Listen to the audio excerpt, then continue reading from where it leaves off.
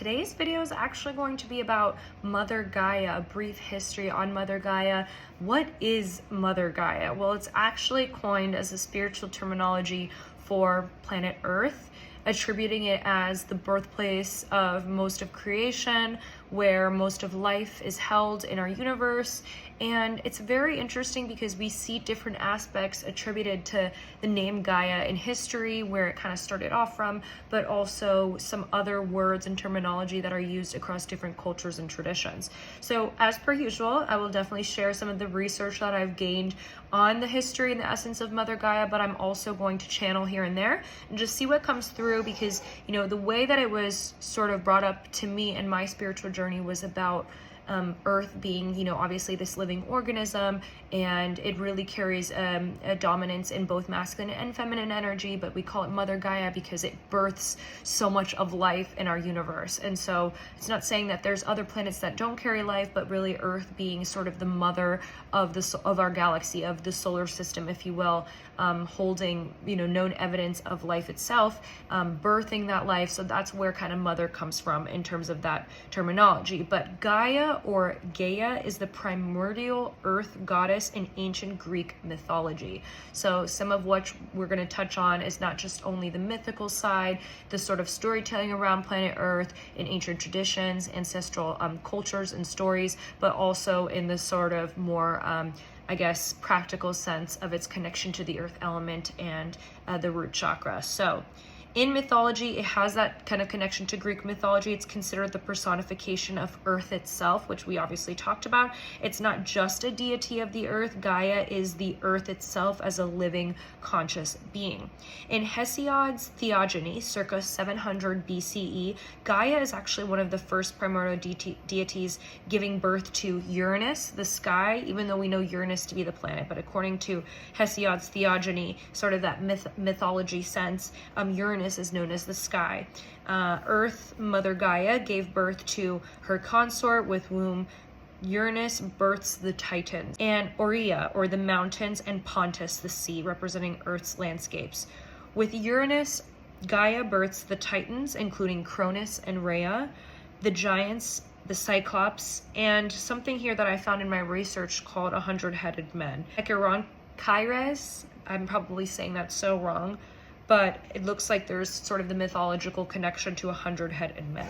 So Gaia, we're already seeing, is having its place in storytelling around Greek mythology, which carries a very prominent aspect to the way that a lot of those spiritual culture traditions in Greece, kind of in ancient Greece particularly, kind of came from. So, before there was that connection to Christianity, there was that connection to the planets and the Titans, the Olympians, understanding the role that each of these sort of deities carried in Greek mythology and in their practice and faith. Them kind of being raised in ancient Greek, a large portion of that civilization being raised to believe in sort of the gods, if you will, there being more than one god, and that the planets have that connection to the gods as well. So Gaia's role in the mythic order, and this is where we really get kind of weird, but we got to talk about this so we know different sides of the coin, and we have different points of conversation and understanding and knowledge about these aspects that connect us to the earth element, obviously the topic for Q2. So Gaia's role in the mythic order is when Uranus imprisons some of Gaia's children, Gaia conspires with Cronus to overthrow Uranus, symbolizing Earth's power to rebel and regenerate. Gaia later plays a role in the Titanomachy, the war between the Titans and the Olympians, often trying to maintain cosmic balance between these strong energetic powers and forces in creation. Gaia is known as being ever-present, omnipotent, immanent in land, soil, farms, fertility, caring, and nature. The symbolic meaning of Gaia across cultures represents fertility. Obviously, we talked about Mother Gaia being sort of that feminine energy, birthing of life. So it represents fertility, the giver of life, nurturer of all beings. It represents stability as the literal ground beneath our feet. So tapping and tying us back to that earth element there. Gaia represents wisdom and ancient power, a primordial ancient intelligence, which we know because Earth has been around for a very long time. So there's obviously that ancient connection there to civilizations that connected more deeply, I feel, with planet Earth than maybe our current generations are now. And a lot of that has to do with the dependence in technology, obviously using a phone to record this. So, you know, we give grace to the new minds and discoveries of our modern world today, but also recognizing that there's still that call that many of us are going to get in 2025 to connect back to the earth, to our creation, to the elements. And I say this in every video, it's not about idolism, it's about knowing where we came from, you know, and how our bodies stay in this world. And so we can utilize the earth that is part of this world, you know, our bodies, and that is part of this world, if you will, to be able to connect and tap into ancient wisdom and powers and just the essence of natural organic healing. So that was a little channeling there. But Earth Mother figures across many traditions. Some of you guys might recognize some of these names. Pachamama, known in Andean mythology, Bhumi Devi in Hinduism, Danu or Anu in Celtic traditions, Ninhursag in Sumerian mythology, and Tlaloc in Aztec earth deity with fertility aspects. And I feel also guided to say that there's probably many more kind of connections with Mother Gaia and Gaia, earth energy, and in different ancestral kind of civilizations. So the Aztecs, the Mayans, Sumerians, Mesopotamians, we're seeing that connection to Gaia in various ways anyway.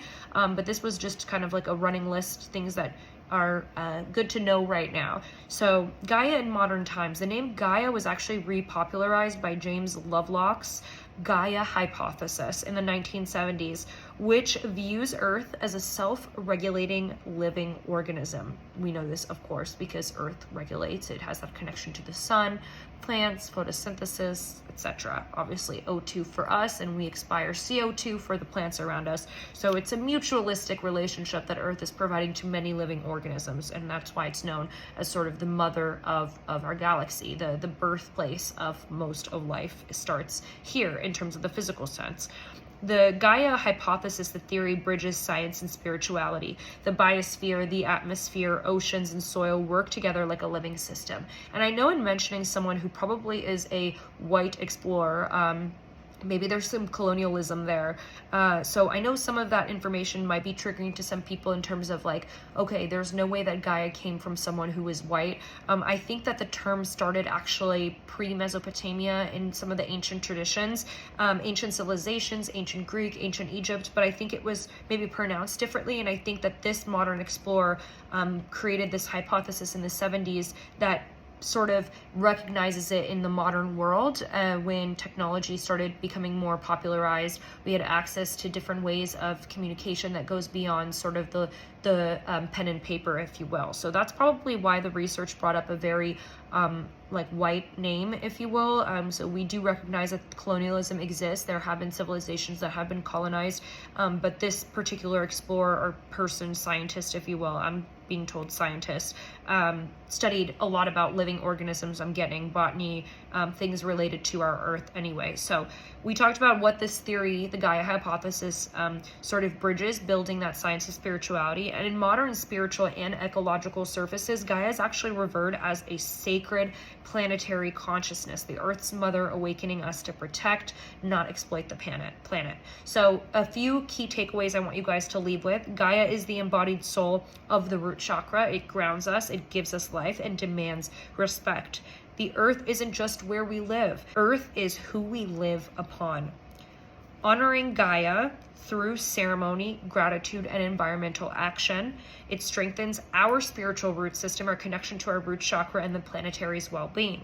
So if you haven't watched the previous video on the root chakra, I definitely recommend, when we give back to the earth, whether in environmental ways or in other ways, more mindful of its energy and its presence and its benefits in our everyday life, we actually strengthen our root chakra and our connection to our own sense of self. So you guys, I hope that this brief history on Mother Gaia provided useful and beneficial for you on your learning journey.